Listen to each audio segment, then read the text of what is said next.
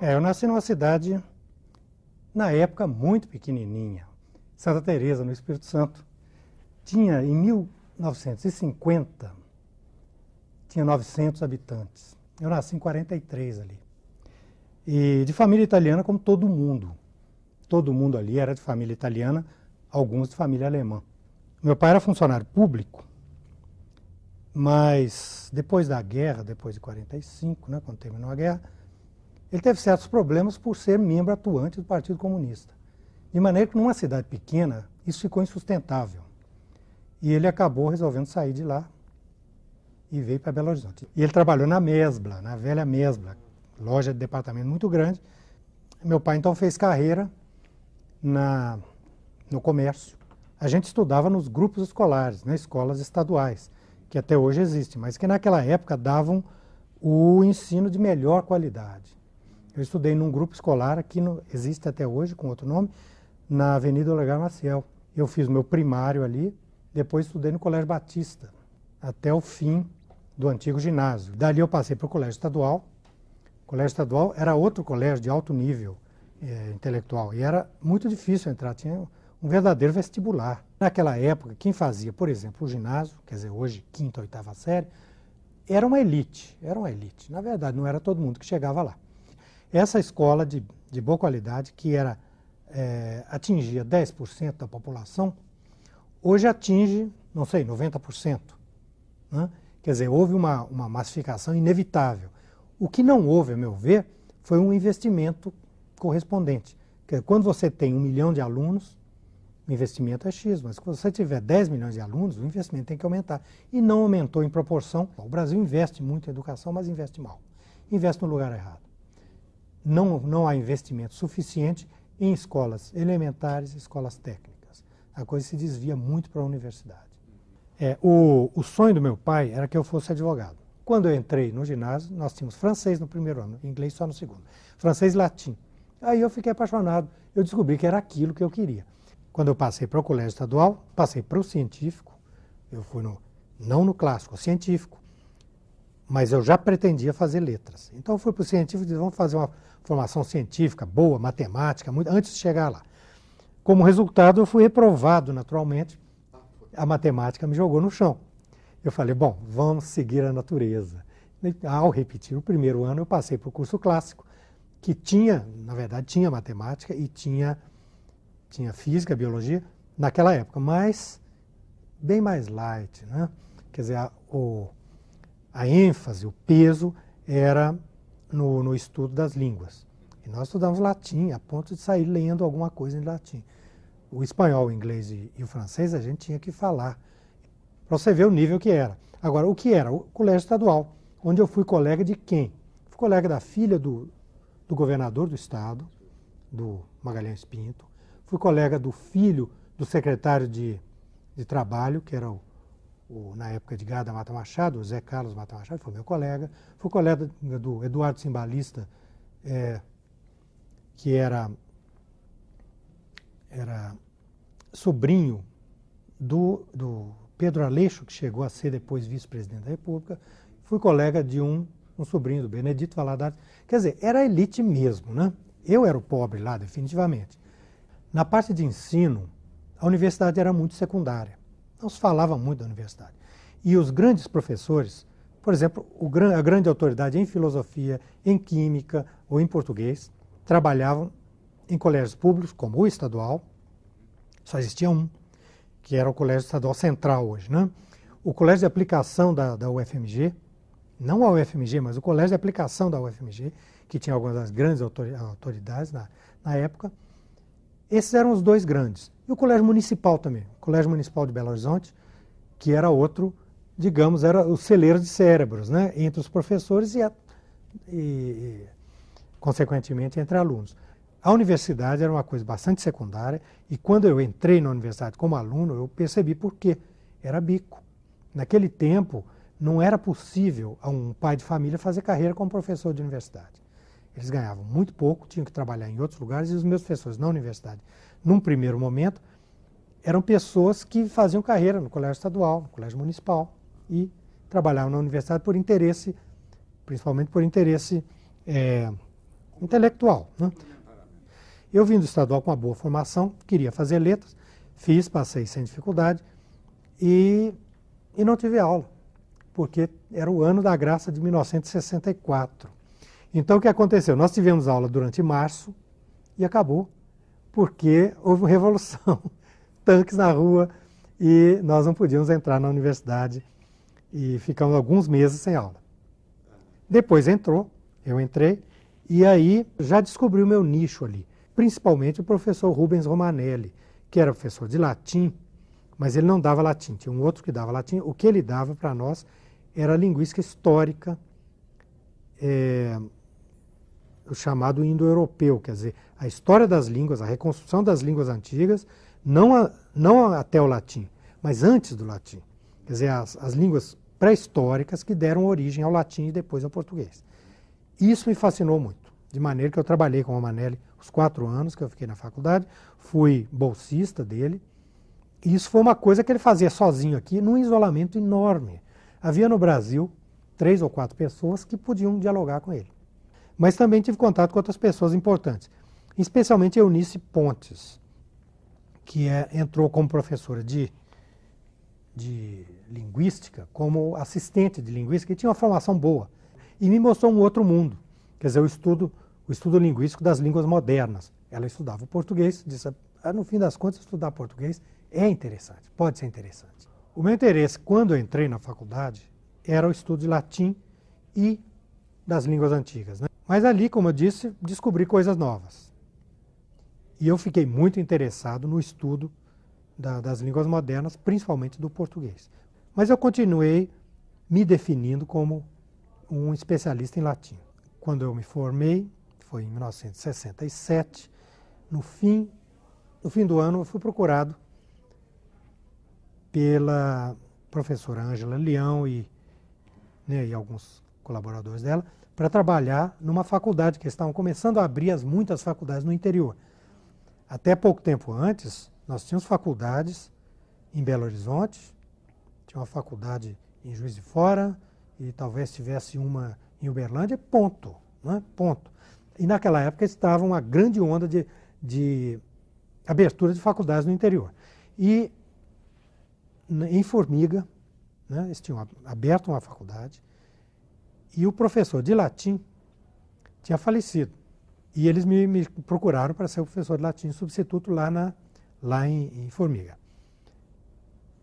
Eu aceitei, eu estava querendo já trabalhar em universidade, e aconteceu lá que faltou professor de linguística também. Me perguntavam, você não quer pegar linguística? Acabei pegando, trabalhei 6 meses lá, com algum sucesso, achei interessante. E nesse meio tempo, eu fui procurado pela Eunice Pontes, me dizendo que havia, naquele tempo as coisas eram feitas por convite.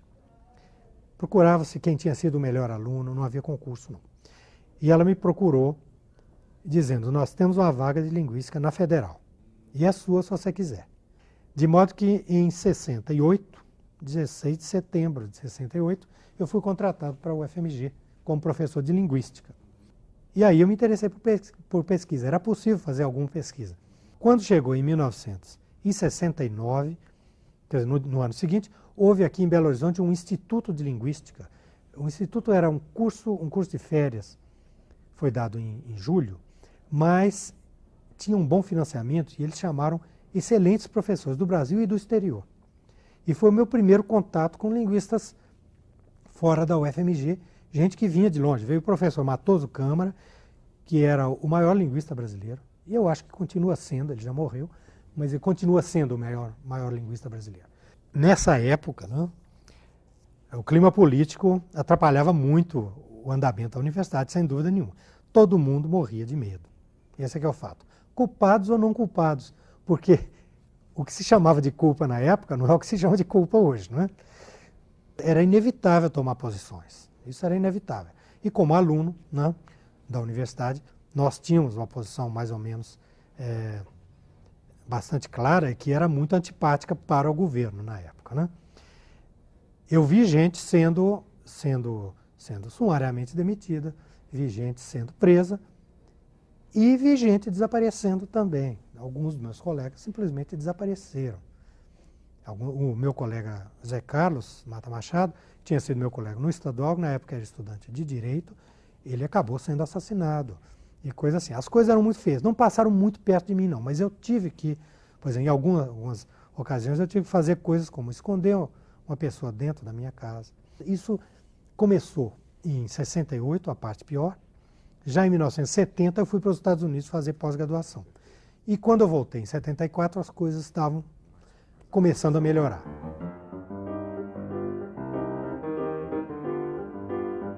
As coisas estavam acontecendo nos Estados Unidos, esse aqui é o fato.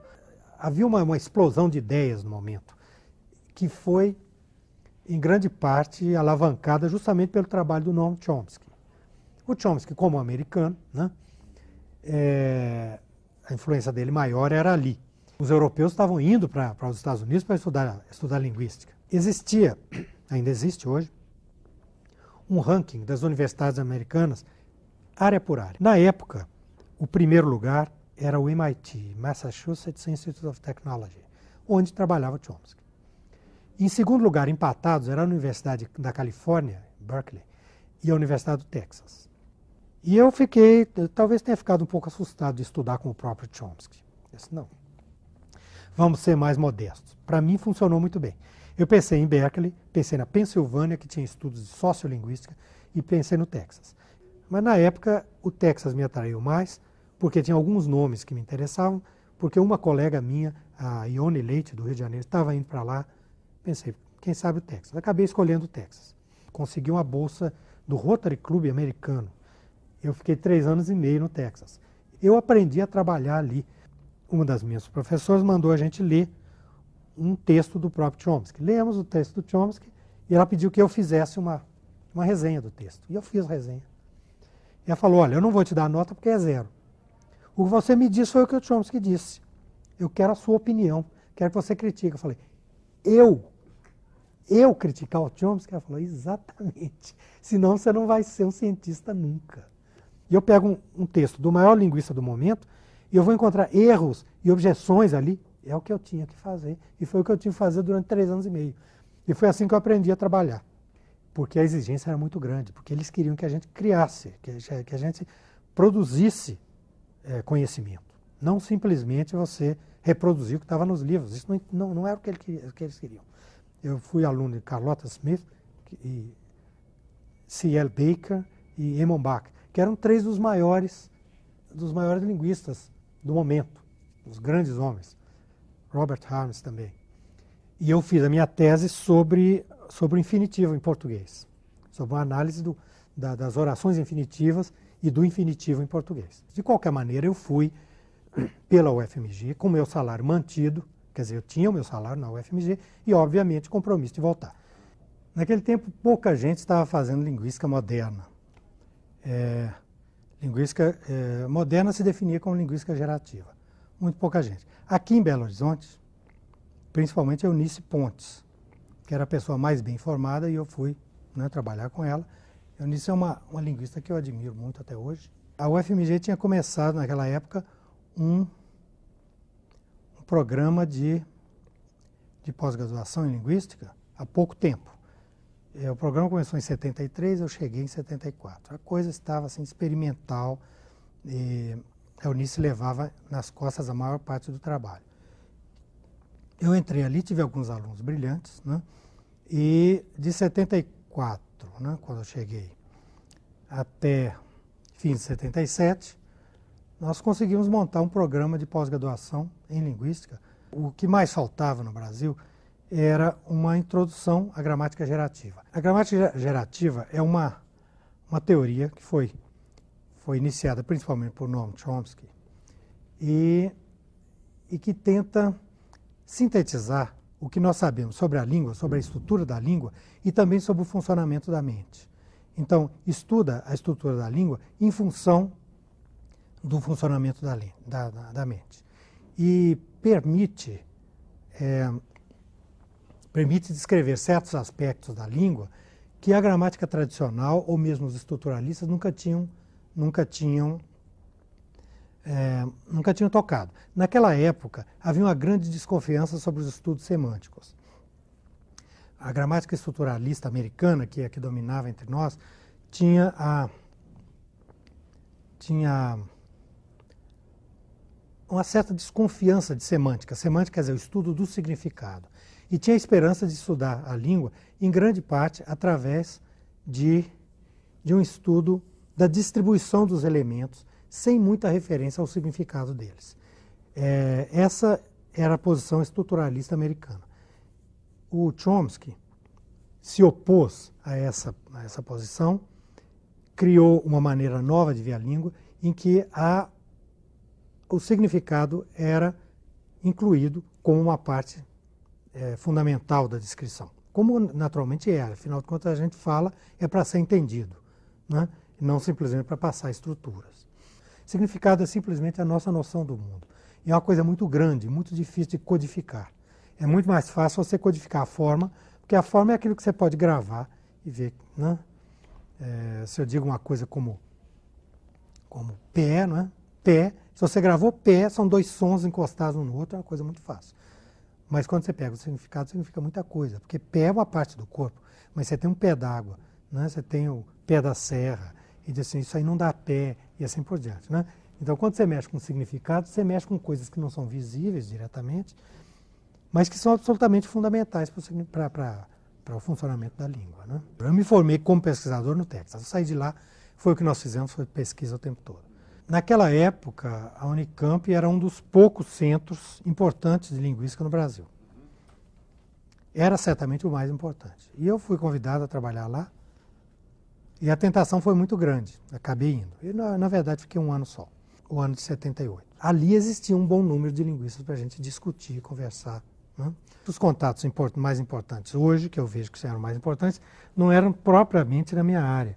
Mas, por exemplo, Cláudia Lemos, que era a professora de psicolinguística, foi uma pessoa com que eu tive um contato muito, muito positivo, muito interessante. Com Arion Rodrigues, que trabalhava na época e trabalha com línguas indígenas. Eu sempre me preocupei com isso e trabalhei alguns anos em aplicações da linguística. Para começar da parte mais imediata, a produção de material para ensino de língua estrangeira, manuais, por exemplo, depende de um planejamento. Você não pode simplesmente fazer, como alguns livros fazem, simplesmente pegar uma turma que nunca viu uma língua e na segunda semana de aula já está dando, por exemplo, textos tirados de jornal. Eu vi isso em manuais, quando eu trabalhava com o ensino de português para estrangeiros nos Estados Unidos. Você pega um texto desse, o texto mais comum para nós, que somos falantes nativos, ele envolve um mundo de complexidades. Um mundo de complexidades. Então, um dos textos era uma biografia de Anita Garibaldi. Pode ser uma coisa interessante, um tema nacional, etc. Mas tinha, por exemplo, todos os tempos verbais, formas compostas do tipo tinha feito e estava fazendo, voz passiva, sem falar do vocabulário, que era um vocabulário normal. Isso para alunos que estavam iniciando, estavam na segunda semana, tinham 3 ou 4 aulas de português na vida deles. Uma das saídas é dizer o seguinte: nós trabalhamos com textos linguisticamente planejados. Então, o que eu tive que fazer? Primeiro, planejar o vocabulário. O vocabulário, existem listas de vocabulário feitas por frequência. Então, existem palavras que são extremamente frequentes e que você não pode falar português sem utilizar essas palavras. Uma palavra como gente, né? Uma palavra como mão, uma palavra como eu, né? São absolutamente indispensáveis. Uma palavra como cortina, por exemplo, a gente pode deixar para mais adiante. Então, isso na questão de vocabulário. O vocabulário tem que ser planejado. Do ponto de vista da estrutura da língua, da gramática, por exemplo, novamente é a mesma coisa. Você aprendeu com seus alunos, o verbo ser é um verbo muito incômodo, porque é muito irregular. Mas não é possível falar português sem usar o verbo ser. Então, a gente tem que começar com o verbo ser. Já a irregularidade do verbo perder, eu perco, por exemplo, pode ser deixada para mais adiante. Nós temos que planejar também quais são os tempos verbais que vão ser utilizados em primeiro lugar e quais os que vêm depois. Você não pode viver sem o perfeito e o presente. Eu fiz e eu faço. O futuro do pretérito, condicional, eu faria, pode ficar para mais adiante. E, no caso dos falantes de inglês, As formas do subjuntivo podem ser deixadas para mais adiante, porque elas apresentam dificuldades especiais para o falante de inglês. Tem palavras como, por exemplo, dois, né? Dois é uma palavra muito fácil para um falante de inglês. Mas uma palavra como reunião, por alguma razão, é extremamente difícil. Eles têm uma grande dificuldade de colocar o EU, dizer eu, reunião. Como é que sai? Eles dizem reunião. Isso, falantes, gente que já tinha estudado há anos. Tem os sons que não existem em inglês, né? Por exemplo, as nasais, né? E depois os sons que existem em inglês, mas numa distribuição diferente. O E existe em inglês como existe em português. Então, em inglês você diz pet, mas você nunca usa o E no fim de palavra. Quando aparece um E no fim de palavra, o inglês automaticamente fala EI. Então, o pé saía pay, né? Fala-se muito no método comunicativo, que a gente aprende para comunicar. Aprende uma língua para comunicar. É verdade, mas a comunicação normal é um objetivo e não um ponto de partida. Você não vai poder começar a falar como um nativo. Isso é impossível. Uma outra coisa que é muito enfatizada nos manuais de língua estrangeira atual e que eu contesto é o trabalho em pares. O aluno, logo nas primeiras aulas, interage não só com o professor, mas insiste que ele deve interagir muito com os colegas. Isso, nos primeiros estágios, a meu ver, é prejudicial, porque expõe o aluno a uma pronúncia defeituosa, a uma gramática defeituosa, que é a do colega. Isso tudo o que é? Isso é aplicação de conhecimento linguístico. Então, uma das áreas da aplicação da linguística, que eu acho que é bastante imediata e importante, é no planejamento de manuais, no planejamento de manuais de língua estrangeira. Aprender uma língua estrangeira, o problema é muito mais sério. E é por isso que é tão importante insistir em que se aprenda muito cedo. Aprender uma língua estrangeira depende de um tipo de programação com a qual nós nascemos. O cérebro humano nasce com a capacidade para aprender. E não só aprender, mas aprender coisas específicas. E ele nasce programado para aprender uma língua nativamente. A nossa criança vai, quando chega aos 4 anos, ele fala português, digamos, é um brasileiro. O menininho de 4 anos fala português, assim como nesses 4 anos ele aprendeu essa língua, assim como qualquer um de nós aqui nunca aprenderia em 20 anos, nativamente. Porque a janela se fecha por volta dos 11, 12, 13 anos. Fecha a janela. Com crianças, a situação é muito diferente. Você pode fazer a coisa muito mais informal, que funciona. Mas com adulto, não. Com adulto, o planejamento é essencial. Porque o adulto não tem essa capacidade mais. Durante vários anos, eu trabalhei numa outra aplicação da linguística, que é a aquisição da leitura fluente. A leitura fluente, o problema da leitura fluente é o seguinte: você alfabetizar uma pessoa de maneira que ela saiba escrever o nome e saiba ler ali, né? Big Dog, é uma tarefa. Mas isso não faz da pessoa um leitor eficiente, um leitor funcional. Um dos problemas que poderiam ser atacados linguisticamente, e com que eu trabalhei há alguns anos, é o seguinte: quando a criança, ou o adulto, né? Vamos pegar a criança, foi alfabetizada, o que é que a gente deve fazer a partir desse momento? Vamos pensar numa coisa como terceiro ano primário, terceiro ano fundamental. O que é que se pode fazer para facilitar a aquisição da leitura funcional por essa criança? Bom, a meu ver, é expor essa criança a textos que sejam planejados de maneira a introduzir as complexidades do texto. Aí já não é a complexidade gramatical, mas a complexidade de construção do texto paulatinamente. O texto escrito, ele é vazado numa forma, numa organização muito diferente do texto falado. Porque a estruturação é diferente, faz exigências diferentes à memória da gente. Por exemplo, as frases são muito mais longas, existe muito menos repetição e redundância, as unidades de significado são muito maiores e muito menos sinalizadas. Eu mudo de assunto. Quando eu estou falando, na hora de mudar de assunto, eu aviso que mudo de assunto. Eu repito alguma coisa, eu digo, bom, falando agora disso, o texto escrito não tem isso. E essa é uma das grandes dificuldades de compreender texto escrito. E eu observei na época que existia um ponto de ruptura. Os alunos de curso fundamental, no primeiro ano, segundo ano, eram expostos a textos tipo cartilha, extremamente simples, né? Quer dizer, eu me chamo Zequinha, eu moro em Belo Horizonte, né? Eu gosto disso. Aquele texto realmente criança. O texto, a partir de terceira série, terceiro ano fundamental, já entravam os textos informativos de história, de geografia, né? Nossa comunidade, nossa cidade, história de Belo Horizonte, coisa assim. E a complexidade textual era exatamente a mesma dos textos universitários. Então não havia uma conscientização de parte dos autores de que existia esse problema, que quando você escreve para uma criança de terceira série, uma criança de 9 anos, seja o que for, você não pode escrever do jeito que você escreve para os seus colegas de profissão. Então eu imaginei uma maneira de planejar isso, nós procuramos quais eram os fatores de dificuldade, de maneira a introduzir esses fatores paulatinamente. Eles têm que ser adquiridos, obviamente, né? Então você pega o texto e planeja ele com algumas dificuldades e outras não. Por exemplo, as retomadas anafóricas. Retomada anafórica é o seguinte, eu falo aqui vamos dizer assim, a cidade de Belo Horizonte, e depois eu falo ela, para me referir à cidade de Belo Horizonte. Depois eu não falo nada, como por exemplo, foi planejada, eu não digo quem foi planejada, lá na escrita assim, sem sujeito, foi planejada, etc, etc. Isso dificulta a compreensão.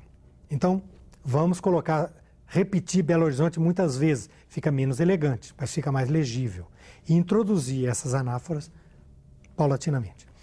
Outro pequeno problema que atrapalha bastante a leitura é a quebra de uma estrutura com outra estrutura dentro dela. Então eu digo para vocês o seguinte, num texto que nós tínhamos, ela pensou no início que dava tempo. A criança tende a tentar ligar o dava tempo com o início, que é a palavra que chegou mais perto, que seria o sujeito que chegou mais perto ali, né? Naturalmente, ela pensou que dava tempo. Mas nós temos, ela pensou que dava tempo, uma frase, foi quebrada dentro dessa frase. Eu coloquei uma outra frase e fica difícil de compreender porque é uma habilidade que a criança ainda não tem de começar o processamento de uma estrutura, interromper, processar uma segunda estrutura inteira e depois completar a primeira estrutura. Esse tipo de coisa que nós chamamos de inserção dificulta a compreensão. Bom, esse é apenas um exemplo. Existe uma multidão de características da língua escrita que apresentam dificuldade para quem não tem traquejo com a leitura. O trabalho do linguista seria, em primeiro lugar, identificar esses fatores de dificuldade. São muitos. Em segundo lugar, sugerir maneiras de introduzir esses fatores gradativamente. Então eu imaginei equipes de autores, nós temos o autor, o especialista na área, digamos, o geógrafo escrevendo texto de geografia e assessorado por um linguista na época, no momento, né, ali um linguista aplicado, que diria, bom, aqui essa frase nós vamos passar isso lá para o início, nós vamos colocar isso no meio, nós vamos mudar esse vocabulário e coisas desse tipo. Eu desenvolvi a pesquisa durante alguns anos na UFMG com uma equipe e ele deu alguns resultados. Um dos resultados foi um livro que foi publicado por duas das colaboradoras da equipe, que é Yara Liberato e Lúcia Fulgêncio, que hoje a minha esposa, na época, não era. E elas publicaram um livro que tem sido reeditado, quer dizer, deve ter alguma importância, chama-se É Possível Facilitar a Leitura. Esse livro foi retirado dos resultados da nossa pesquisa e de alguma pesquisa que era feita nos Estados Unidos. Então ela está resumida nesse livro, que na verdade a gente lida basicamente com o nível de informação. Aí nesse caso, na leitura, a criança de 9 anos, o importante não é a idade dela, mas a pouca informação que ela tem. A gente só entende um texto em função daquilo que você já sabe. Você vai pendurando as informações dentro das informações que você já conhece. Existe o problema de se adaptar o texto ao leitor, sendo que o leitor é uma abstração. Vamos pegar principalmente uma oposição entre um aluno, né, da mesma idade, um aluno de classe média, né, filho de pais alfabetizados, que valorizam o estudo, que vivem num meio que tem um certo tipo de informação, e um leitor, um aluno, né, que é de favela, pai e mãe analfabetos e coisa assim. A pergunta é, nós devemos expor esses dois alunos aos mesmos textos ou devemos fazer adaptações separadamente? Tem vantagens e desvantagens nas duas situações e isso é uma discussão a que eu não consegui chegar a uma conclusão mesmo. Porque um dos problemas, se nós adaptamos e fazemos o texto classe D e o texto classe A, nós podemos estar contribuindo para perpetuar a inferioridade aí no caso informacional, não é inferioridade, informacional daquele aluno de classe, né, de meio menos intelectualizado, digamos. Isso realmente é um problema. Por outro lado, se a gente unificar o texto, nós poderemos estar colocando um degrau que esse aluno não consegue vencer. Então, a história vai se resumir a um problema que eu vejo na ideologia educacional brasileira. A nossa sociedade não é qualitária e não vejo como ter uma escola equalitária, porque ela não é igual. Então, eu preferia fazer com que os textos fossem programados separadamente. Não é tanto uma questão regional, não. É mais uma questão de ambiente intelectual. Classes sociais e também a oposição cidade-campo.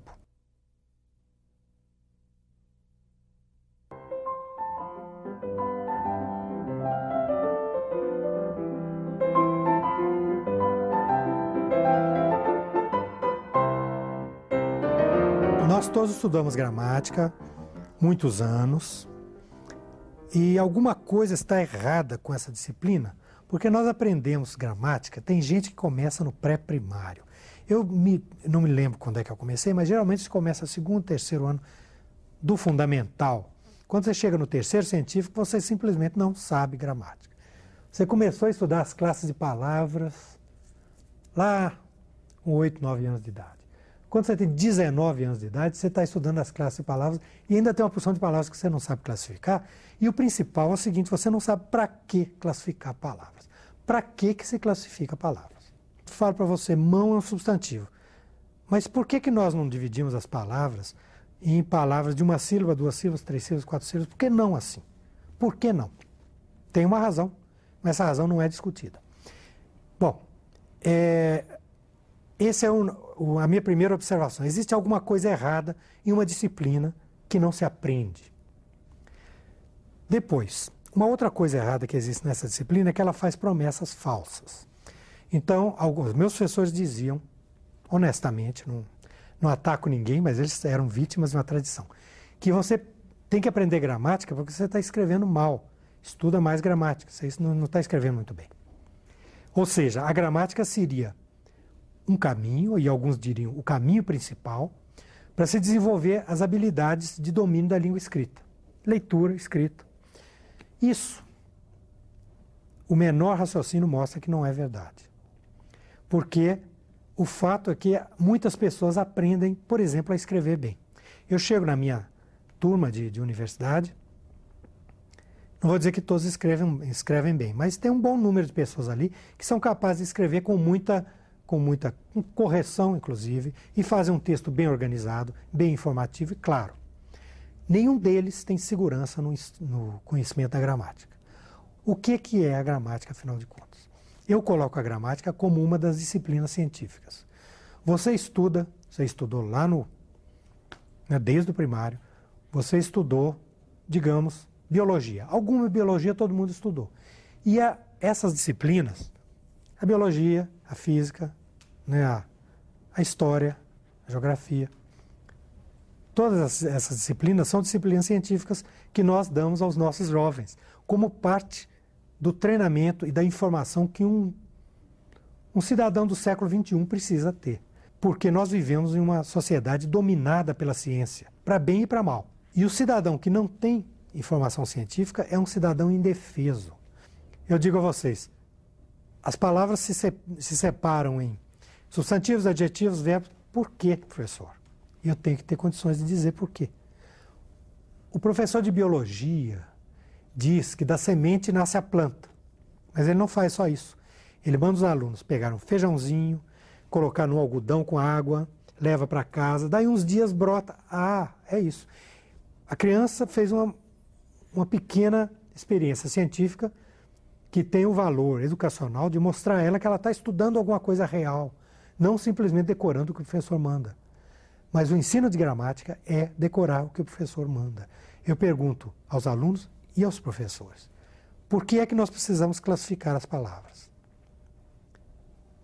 E, em geral, não se sabe por quê. O que é que o seu aluno vai fazer com gramática, com esse conhecimento de gramática? Em geral, não se sabe por quê. Quando se diz, é porque não, sem isso ele não vai escrever melhor. E isso nós já sabemos que não é verdade. O Luiz Fernando Veríssimo não sabe nada de gramática, ele vive dizendo que não sabe nada de gramática, e eu acredito. Mas que ele escreve bem, escreve. Então, não é por aí. Então, o grande problema do ensino de gramática é um problema ideológico, é um problema de atitude. Ou a gramática é uma disciplina científica como essas outras, e nesse caso ela tem um lugar, eu acho que ela tem um lugar legítimo dentro do currículo, ou ela não é coisa nenhuma, porque ela não é uma disciplina que vai te servir para dominar melhor a língua escrita. Um jornalista de 40 anos que já sabe escrever, de vez em quando tem uma dúvida, vai na gramática e olha. Certo, a gramática ajudou, mas ele não aprendeu a escrever dessa maneira. Não foi assim que ele aprendeu a escrever. Ele aprendeu lendo e escrevendo. De maneira que as promessas falsas são o outro problema do ensino de gramática. O terceiro problema, que é o que eu ataco pessoalmente, é que a gramática tradicional, tal como nós estudamos, é cheia de defeitos indesculpáveis. Existem os defeitos desculpáveis, claro. Nós não conhecemos tudo. E os livros de biologia têm erros também. Mas porque nós não conhecemos tudo e a ciência avança. Mas existem erros absolutamente indesculpáveis. Existem definições incompreensíveis. Uma das definições, quer dizer, duas das definições que eu costumo mostrar aos meus alunos. A definição de preposição e a definição de conjunção. Quando os meus alunos gostariam muito de distinguir conjunções e preposições. Pega a gramática e vê a definição das duas. Não há diferença entre preposição e conjunção de acordo com a definição. Você não consegue, porque elas dizem basicamente a mesma coisa. Depois, nós dizemos, o sujeito é o elemento do qual se afirma alguma coisa. Tudo bem. Então, quando eu falo assim, o Luiz caiu no chão, eu estou falando do Luiz. Se eu disser, em Ouro Preto chove muito, essa frase não tem sujeito. Aí o aluno diz, professor, não tem sujeito, mas nós estamos falando de Ouro Preto. E isso é um fato. Se eu disser, em Ouro Preto chove muito, é inegável que eu estou falando de Ouro Preto, mas Ouro Preto não é o sujeito. Porque a definição do sujeito não é essa. A coisa está mal colocada. Isso é endêmico na gramática atual. Quer dizer, a nossa gramática ela é simplesmente de baixa qualidade. Se bem ensinado, ciência é uma coisa gostosa, porque o ser humano tem necessidade de aprender e tem prazer quando está aprendendo. Vamos pegar uma aulinha de gramática. E eu chego para os alunos e digo, essas palavras são advérbios, e dou uma lista, são advérbios. Por que é? Porque está no livro. Acabou. Não pode ser muito interessante, mas é possível fazer isso de outra maneira. Com alguns alunos eu fazia o seguinte, vamos pegar alguns adjetivos e substantivos, eles já sabiam o que era mais ou menos. E você fala uma coisa como a seguinte, um bom livro e um livro bom. Você pode dizer um bom livro, pode dizer um livro bom. Significa mais ou menos a mesma coisa. Um livro rasgado, um rasgado livro, ninguém aceita. Um rasgado livro não pode. É um adjetivo também. Já vimos que nós temos aí dois tipos de adjetivos. Eles vêm em dois sabores. Tem um que pode vir antes e depois, tem um que só pode vir depois. Depois vamos dizer o seguinte. Uma secretária simples, uma simples secretária. É aquele sabor do bom, mas não é, porque aí mudou o significado muito. Quer dizer, uma secretária simples é uma moça que trabalha com secretária que não tem pretensões. E uma simples secretária, eu já estou mais ou menos insinuando que ser secretário não é grande coisa. Mudou. Esse já é um terceiro sabor. Aqui nós temos o embrião de um estudo linguístico. Obviamente muito pequeno, tão pequeno quanto o nosso feijãozinho. Mas é o equivalente linguístico do feijãozinho. Agora eu vou dizer, bom, existem 3 tipos de adjetivo, mas eu sei por quê. Porque tem aqueles que podem vir antes ou depois do substantivo, aqueles que só podem vir depois, aqueles que vêm antes ou depois, mas faz diferença no significado, e cá para nós existem os que só podem vir antes e que, interessantemente, em geral, são um pouco insultuosos. Um mero secretário, né? Um reles secretário ou um pretenso herói. Isso só pode vir antes, e nenhum deles tem um significado muito agradável. Isso aí é um exemplo de uma mudança de atitude no ensino de gramática. Quer dizer, o que não é uma diferença imensa quanto ao conteúdo, mas é uma imensa diferença quanto à atitude. Agora, eu estou convidando meus alunos a observar um fenômeno esse que eles conhecem, porque o português eles conhecem, e observando, sistematizar as observações, tirar conclusões daí, levantar pequenas hipóteses e, inclusive, testar essas hipóteses e, eventualmente, destruir as hipóteses porque não estão boas, porque tem uma hipótese melhor. Isso chama-se o método científico.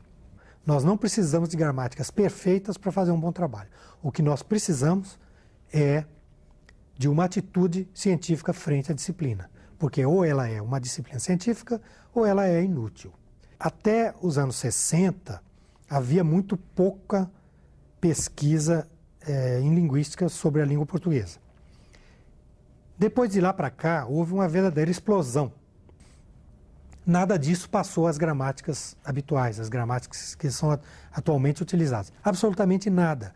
Então, o que acontece? Nós temos uma tradição gramatical construída por amadores, num isolamento total dos linguistas. Isso aí não é uma crítica apenas aos gramáticos, não. É uma grande crítica aos linguistas também, que nem todos se preocuparam com a conexão que a sua disciplina tinha com o ensino de uma disciplina dentro do ensino médio. Quando eu estava trabalhando nos Estados Unidos, eu senti muito a falta de uma gramática de referência, porque os meus alunos me perguntavam qual é uma boa gramática em inglês, né? Eles queriam uma em inglês, que eu possa comprar para me ajudar nisso aí na hora que eu tiver uma dúvida. Porque para o ensino de língua estrangeira é diferente, a gramática é relevante. Preparei uma gramática do português. Em inglês chama-se Modern Portuguese, português moderno, foi publicada pela Universidade de Yale, nos Estados Unidos.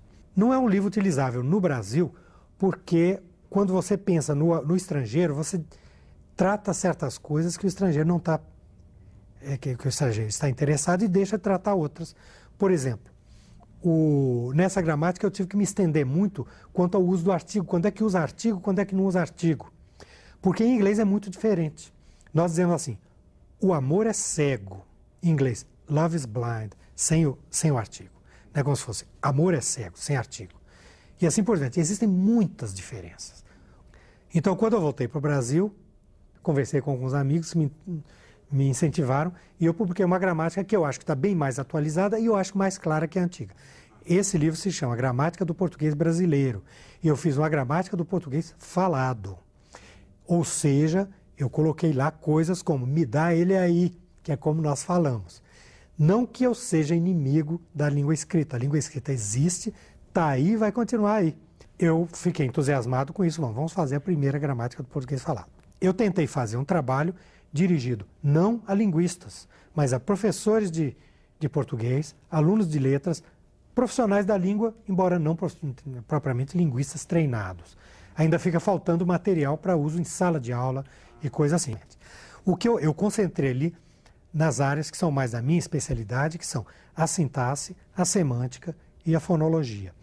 Para falar de morfologia, por exemplo, a estrutura do verbo na escrita e na fala é muito diferente. Eu falo, eu tinha trabalhado, eu tinha preparado, e você pode escrever eu trabalhara, eu preparara. Ninguém diz eu trabalhara. Esse mais perfeito simples é defunto, em português falado. Em escrito acontece de vez em quando, né? Para não dizer no levantar-me-ei, né? Então as diferenças são muito grandes. Então eu tive a preocupação de me concentrar muito nas diferenças que existem e que caracterizam a língua falada, o português falado, que é a nossa língua. A nossa língua não é o português escrito. O português falado tem regras tão estritas quanto as regras do português escrito. Só que como são regras que nós conhecemos muito bem, nós não sentimos quando aplicamos, né? Então, vamos dizer uma coisa como a seguinte. Você diz assim, me dá 3 maçãs. Me dá 3 maçãs. Né?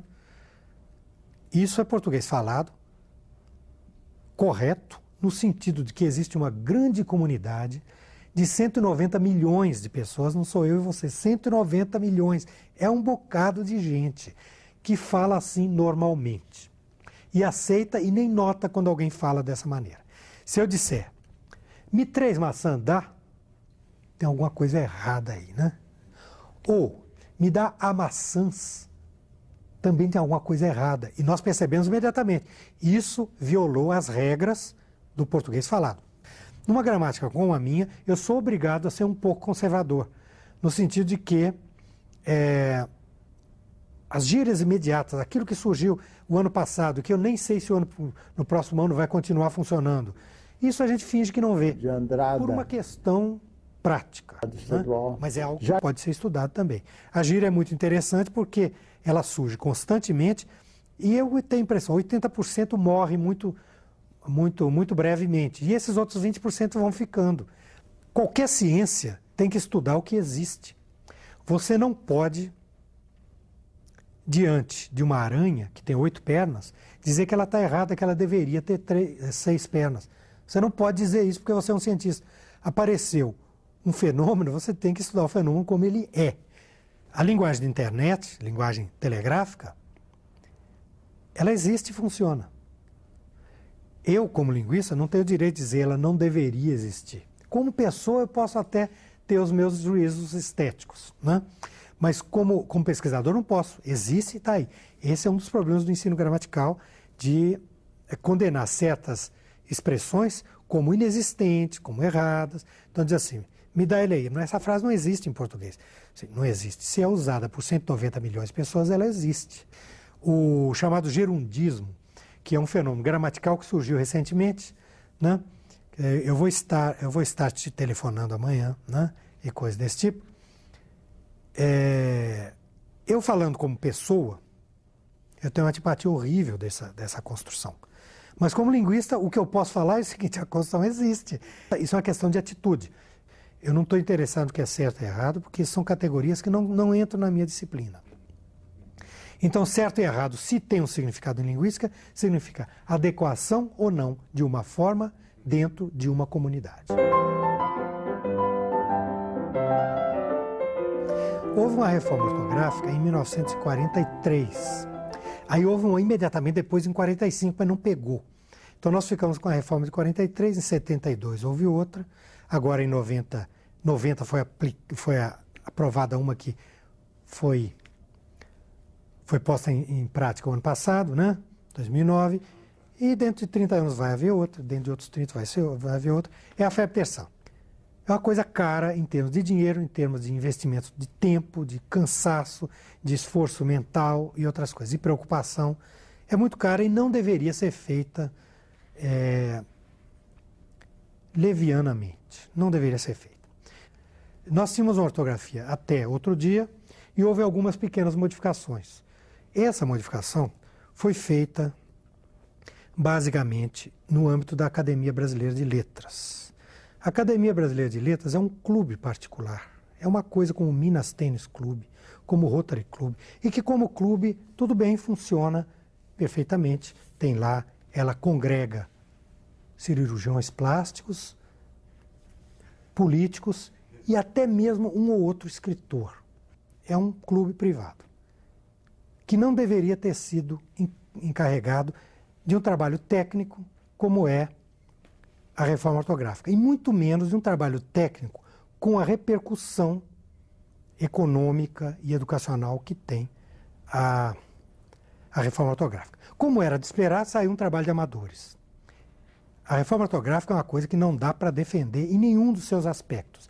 Em alguns pontos é um passo atrás, em outros pontos simplesmente não fez nada. O hífen era uma dor de cabeça e hoje ele é uma dor de cabeça e continua sendo uma enxaqueca para todos, nada foi resolvido. Foi um trabalho extremamente mal feito por pessoas que não entendem do assunto. E alguém teve a ideia, que eu não defendo, que unificar a ortografia seria uma das maneiras de unificar, colocar mais perto Brasil, Portugal, Angola, Moçambique, Timor-Leste, né, Cabo Verde, etc. Um dos defensores disso, membro da academia, disse que, bom, mas com isso vai abrir o mercado dos países africanos para o livro técnico publicado no Brasil. Ao que uma professora portuguesa levantou e disse: isso não é verdade, não. Porque o problema do livro técnico brasileiro em Portugal e na África é que a nomenclatura técnica é totalmente diferente. Cada parafuso tem um nome, mas tem um nome no Brasil, outro em Portugal. E um acentozinho não vai resolver isso, não. Em primeiro lugar, tem isso, não abre. Em segundo lugar, um mercado editorial não é algo que possa ser aberto com uma reforma ortográfica, com cedilhas e acentos e tremas. Eu acho difícil que uma pessoa inteligente pense assim, mas, enfim, é isso aí. O acento do EIA, né, do IDEA, que foi retirado em ideia, ele transformou uma regra em exceção. Então nós vamos escrever ideia, né, e ler ideia. E escrevemos feia e lemos feia mesmo. Ou seja, afastou a língua escrita da língua falada. Portanto, criou uma pequena dificuldade. As dificuldades criadas são muito pequenas, porque a reforma foi muito pequena e foi muito bom. O único mérito que eu vejo nessa reforma é ter sido muito pequena, porque realmente não atrapalhou muito. A preocupação minha que eu tenho com os meus alunos ao escreverem é o texto mal estruturado, o texto obscuro, né? O texto contorcido, aqueles que nós conhecemos, né? O texto que começa e não termina. Esse tipo de texto, esse tipo de frase é um problema sério na escrita. A ortografia não é um problema sério, pode ser, não sei se ainda se usa a palavra, copidescado, né? Pode ser, e o próprio computador conserta. Então a ortografia é uma coisa que não merece o auê que se faz em volta dela. Eu gostaria de ver florescer mais o estudo da língua portuguesa brasileira, do brasileiro falado, que é essa língua que nós todos falamos, sem preconceitos. No momento que se pega a língua do roceiro do Jequitinhonha, nós estamos pegando uma estrutura tão complexa, tão admirável como a estrutura que está dentro da cabeça de Machado de Assis. É a mesma coisa, só que é outra língua. Linguisticamente não há grandes diferenças. Nós temos ali um sistema linguístico funcionando dentro de uma comunidade, com a complexidade e com o funcionamento estrito, com o rigor de funcionamento, de estrutura, que se encontra em qualquer tipo de língua. Tudo isso merece ser estudado urgentemente, principalmente as variedades rurais do português. Elas tendem a desaparecer com a expansão da televisão, por exemplo, e coisa assim, que os jovens cada vez mais falam um português falado padrão. Amadeu Amaral foi um autor que, em 1920, publicou um livro chamado Dialeto Caipira, em que ele pegou o caipira da época dele, que ele dizia assim, esse dialeto está desaparecendo, que era realmente um dialeto, e estudou os caipiras velhos de 1920, quer dizer, gente nascida em 1850, e fez um estudo de uma língua que hoje não existe mais, e que era a língua do interior de São Paulo na época. É o dialeto caipira, de Amadeu Amaral. Então, esse tipo de trabalho eu acho que devia ser altamente enfatizado, porque eu vejo muito estudo teórico irrelevante nas escolas. Eu passei minha vida dentro da Universidade Brasileira, mas eu trabalhei em 2 universidades americanas e estudei numa outra, quer dizer, tem 3 universidades americanas que eu conheci. E trabalhei em 3 universidades grandes do Brasil, quer dizer, trabalhei na Unicamp, trabalhei na UFMG, trabalhei na PUC de Minas. E nos Estados Unidos eu estudei na Universidade do Texas, trabalhei na Universidade de Illinois e na Universidade de Mississippi, sempre observando muito a universidade. A universidade no Brasil e a universidade nos Estados Unidos são coisas radicalmente diferentes. A universidade americana é o centro mundial de produção de conhecimento. Isso é basicamente feito na universidade, principalmente a pesquisa pura, pesquisa aplicada às vezes na IBM, às vezes no Bell Laboratories, né? Mas vamos pensar então a universidade brasileira, quando é que ela vai chegar nesse ponto, pelo menos em termos de Brasil, quando é que ela vai produzir o conhecimento de que o Brasil precisa. Do jeito que está indo, nunca. Do jeito que está indo, nunca. ela tem objetivos muito diferentes da Universidade Americana, principalmente não são objetivos científicos.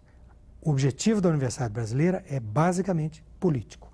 A Universidade Brasileira ela é manipulada para, primeiro, render dividendos políticos em termos de número de alunos, número de cursos e coisas assim. Ela é um instrumento de poder político. E isso condiciona tudo dentro dela. Isso significa que não existe dentro da Universidade Brasileira, e aqui eu estou falando muito da área de letras e da área de linguística, prejudica seriamente um critério que é fundamental na universidade, que é o critério de qualidade. Seriamente. Não existe uma procura pela qualidade, uma procura ativa e agressiva pela qualidade. A Universidade Brasileira, por exemplo, é submetida a um sistema de cotas. O sistema de cotas reconhece injustiças e joga nas costas da universidade a responsabilidade de consertar essas injustiças. O aluno de escola pública é mal preparado, isso é verdade. A solução é melhores escolas públicas. Não é facilitar a entrada na universidade, porque isso vai enganar esse aluno, dizendo que ele está ganhando alguma coisa quando não está, prejudica o funcionamento da universidade e engana a população dizendo estamos tentando resolver o problema quando não estamos. No Brasil se faz pesquisa de alto nível, na base do heroísmo. Nos Estados Unidos se faz pesquisa de alto nível na base do profissionalismo. É muito diferente. Eu tenho um compromisso de vida com a linguística, tenho um compromisso de vida com a universidade e com a educação em geral. E eu vejo esse tipo de problema. O Brasil é um país que está crescendo e, educacionalmente, a situação é catastrófica. Nós não estamos acompanhando isso. Nós estamos sendo um grande produtor de bens, mas somos eternos importadores de conhecimento. E é uma situação que não vai se sustentar por muito tempo. Não vai. Vai chegar o momento da quebra em que nós vamos nos deparar com o fato de que o conhecimento é importado e conhecimento hoje é simplesmente poder.